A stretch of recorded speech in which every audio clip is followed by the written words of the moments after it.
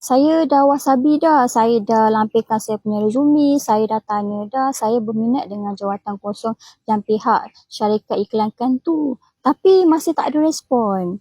It's okay, jangan risau. Anda tunggu bagi masa 1 ke 2 hari ke, mungkin person in charge tu dia sibuk ke, dia outstation ke, dia cuti ke dan sebagainya. Ataupun mungkin kebanyakan yang tak tahu, nombor yang normally pihak syarikat attach lampirkan tu, dia boleh diakses lebih daripada seorang staff. Mungkin ada orang lain dah terbuka wasabi tersebut. Jadi person in charge tu tak perasan ataupun terlepas pandang. Okay? Jangan putus asa. Kita cuba, mungkin kita bagi masa 1 ke 2 hari ke. Lepas tu kita wasabi tanya balik. Selamat pagi tuan-puan.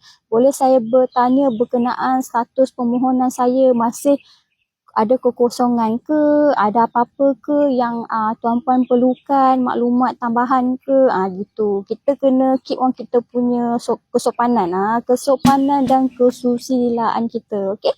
Jangan kupu-kapah tau, jangan hello, ada siapa ke di sana? Hai. Hello, saya nak tanya ni, tak ada orang jawab ke? Janganlah tunjuk attitude yang macam tu. Kebanyakan orang yang tengok awak punya wasabi tu memang dia pangkah terus. Maybe dia akan block terus. Okay, kita kena keep on kita punya good manner, sopan, okay, beradab. Alright, jangan tergopoh-gapah. Tunggu bagi masa lepas 1-2 hari ke, tanya lagi. Assalamualaikum cik, tuan, puan. Saya nak bertanya berkenaan status permohonan saya. Mungkin orang tu sibuk. Pernah ada person cari sibuk sangat nak buat kerja lain, dia nak kena layan pula berkenaan permintaan pekerjaan tu. Jadi kita beri masa, jangan push sangat, sabar, okay?